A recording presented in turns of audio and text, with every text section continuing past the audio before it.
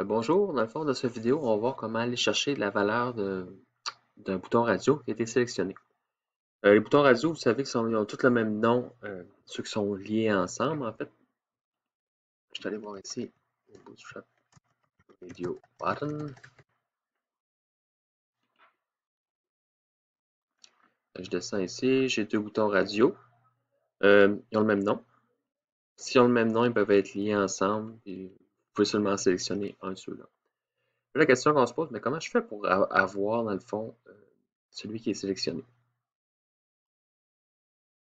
Vous pourriez aller chercher l'ID. Ça, c'est pas la bonne pratique. Je disais qu'est-ce qu'on pourrait penser initialement. Euh, chercher le bon chat, c'est déjà mieux. Ici, avec console radio 2, get element by ID. J'ai mon bouton radio 2, puis je vais faire check. Il est coché. OK, ça marche. Philippe, pourquoi tu dis que c'est pas correct?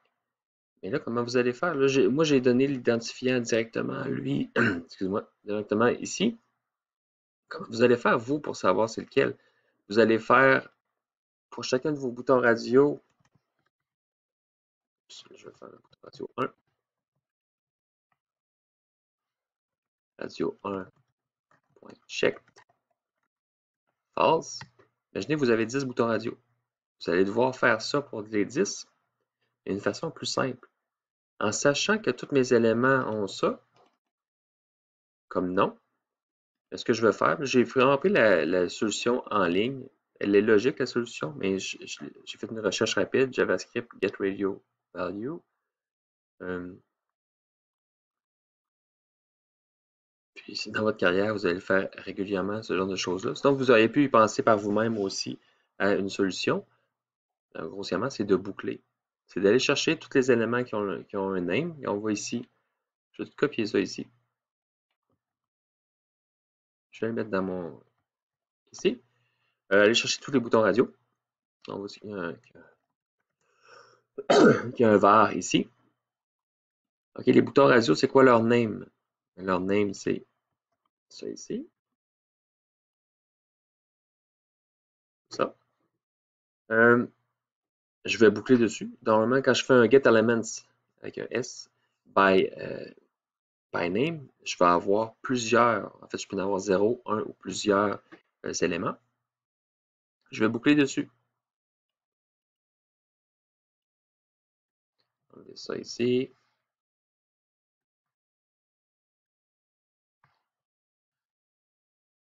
Et quand je vais, pour chacun des éléments, radio, c'est tous les boutons radio, c'est un genre de tableau. Et l'index, puis je regarde checked. Si c'est checked, ben c'est correct, je ferai quelque chose. Normalement, dans votre code, vous devriez vous faire une fonction. Probablement que ça va être utilisé souvent dans votre projet. Si c'est un projet pour l'école, ça se peut que non. Mais dans un vrai projet d'envergure, vous ne voulez pas avoir ça partout. Je vais juste le lancer pour montrer que ça fonctionne. Et ça ici, on voit qu'il est arrivé quelque chose ici qui est marqué on. Pourquoi ça a marqué on? Parce qu'il n'y a pas de valeur qui est associée au input. Je vais aller changer ça.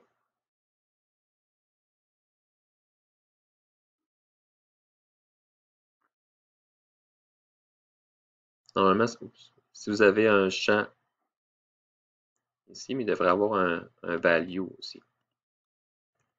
Value égale 2, peu importe ce que ce serait. On le voit ici, value égale 2. Je relance le champ. Oups, parce que j'ai constante que j'ai mis 2 fois. On voit que mon 2 est apparu. Initialement, ça a mis on parce que c'est la valeur par défaut d'un bouton radio. Si vous voyez ça, assurez-vous de mettre une valeur. Là, ça, c'est la page de Bootstrap, ça qu'ils n'ont pas mis de valeur. Et ça ici, je boucle.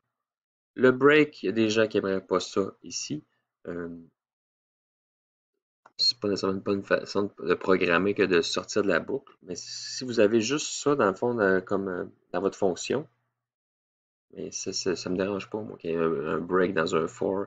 Si c'est la seule chose, c'est vraiment clair qu'est-ce que ça fait. Mais si vous avez une fonction de 100 lignes, puis il y a des breaks un peu partout, c'est vraiment très difficile à débugger par la suite. Et vous avez une boucle, je boucle dessus, et là, je faisais juste un alerte. Mais ce qui pourrait être intéressant, c'est d'avoir ça ici. En fait, d'avoir tout ça. Je mets ça dans une fonction.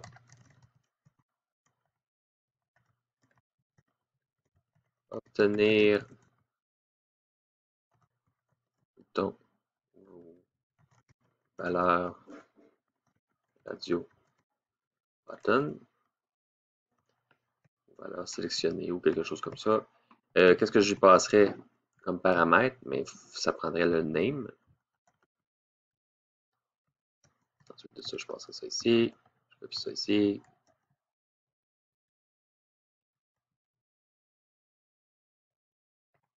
Au lieu d'avoir flex défaut ici, vous allez avoir name.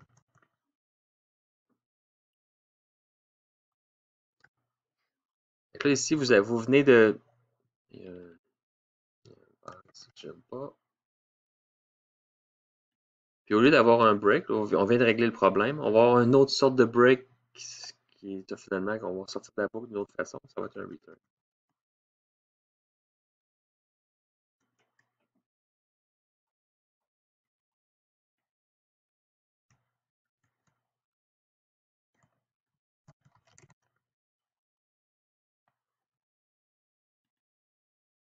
Je vais enlever mon alerte. Ça encore, c'est quelque chose que certains n'aiment pas d'avoir un return directement dans la boucle. Moi, je trouve que c'est simple. Dans un cas comme ça, ma fonction est vraiment très minime. Dès que j'ai trouvé ce que je veux, je sors. Je n'ai pas besoin nécessairement de boucler davantage. Je suis satisfait. Des petites choses à modifier. Je vais regarder la fonction, peut-être l'ajuster.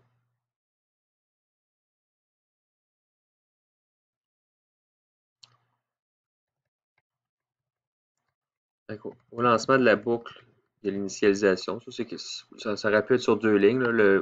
Moi, habituellement, le length ici, je le mets sur une autre ligne en dehors. C'est parce qu'on veut même que c'est même pas obligatoire ici. Je simplifie le code davantage.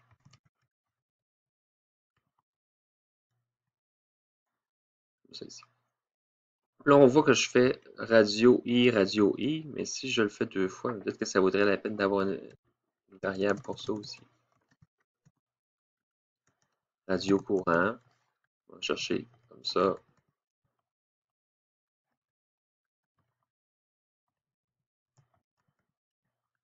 Ça va être moins performant parce que là, je crée dans le fond une variable qui ne sera pas utilisée souvent, mais ça me permet de faire, dans le fond, de moins aller chercher. En fait, ça dépend des contextes là, au niveau de la performance. Au niveau de la lisibilité, c'est vraiment mieux ici. Là, avec radio.check, radio.value. Ça va vous permettre de tout le temps avoir le. Je vais entrer. Ça, je peux l'appeler. Obtenir.